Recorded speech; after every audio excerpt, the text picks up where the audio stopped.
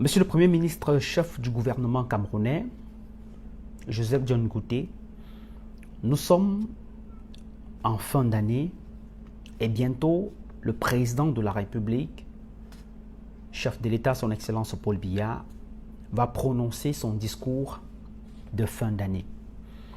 Un discours dans lequel il va évidemment présenter le bilan de l'année 2023 en termes des objectifs qui ont été assignés à son gouvernement, mais également et surtout poser les perspectives de l'année 2024. Monsieur le Premier ministre, nous sommes au Cameroun. D'abord, je m'excuse par rapport au canal que j'ai choisi pour pouvoir vous adresser ce petit message. Mais je n'ai pas le choix parce que à plusieurs reprises, j'ai essayé de venir dans votre cabinet pour vous rencontrer, mais malheureusement, cela m'a été impossible. Alors, je profite donc de vous adresser ce petit message tout simplement pour vous implorer, Monsieur le ministre, que cette année, vous puissiez permettre à ce que vos ministres viennent défendre leur programme dans les différents plateaux de télévision. Parce que, Monsieur le Premier ministre, dans notre pays, les ministres fuient les journalistes. Certes, ils ont la chaîne de télévision nationale, la CRTV, où ils ont l'obligation de s'exprimer, mais très peu de ministres choisissent d'aller dans les médias privés pour pouvoir s'exprimer.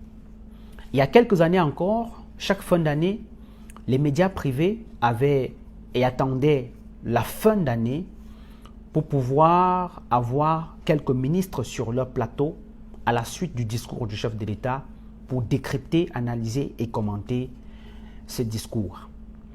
Ça se faisait systématiquement chaque année par le biais du ministère de la Communication qui déployait parfois 2 à 4 ministres par média pour accompagner le discours du chef de l'État afin que les citoyens camerounais qui n'ont pas la capacité à pouvoir regarder ou à pouvoir suivre les échanges au niveau de l'Assemblée nationale et du Sénat puissent comprendre ce que le gouvernement fait pour eux et puissent comprendre de manière détaillée ce que le président de la République, Paul Biya, a fait pour eux et compte faire pour eux pour l'année qui suit. Mais depuis un certain moment, cette belle initiative, cette initiative louable a été supprimée. Lorsque la fin d'année arrive comme ça, nous approchons certains ministres qui nous disent qu'ils n'ont pas reçu autorisation de pouvoir venir en plateau.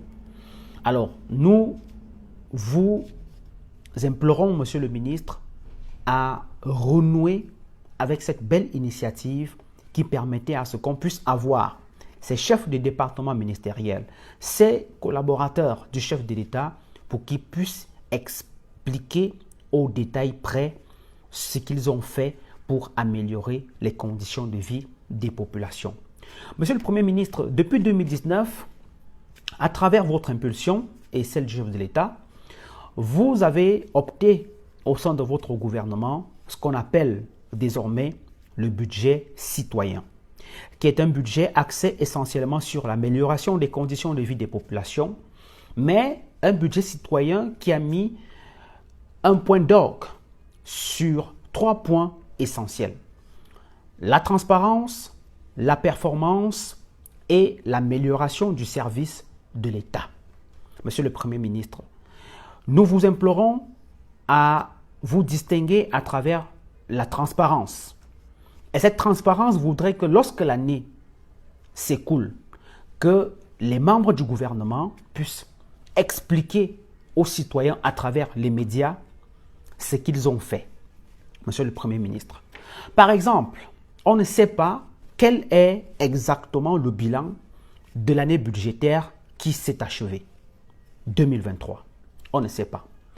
Pourtant, vos ministres sont passés devant les différentes commissions à l'Assemblée nationale et au Sénat en la dernière session budgétaire pour présenter quelles sont leurs perspectives pour l'année 2024.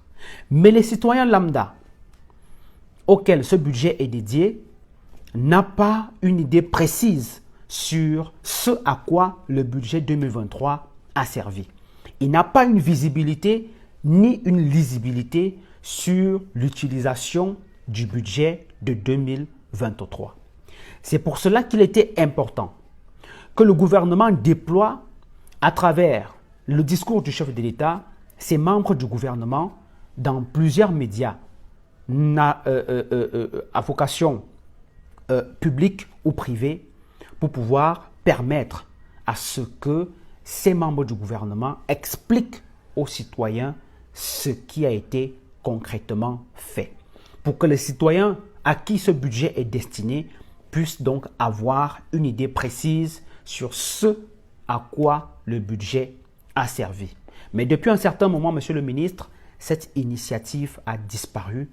Et vous-même, vous savez que nos ministres, parfois s'exprimer dans le média privé, où la contradiction est souvent assez forte, préfèrent aller s'exprimer exclusivement dans le média public.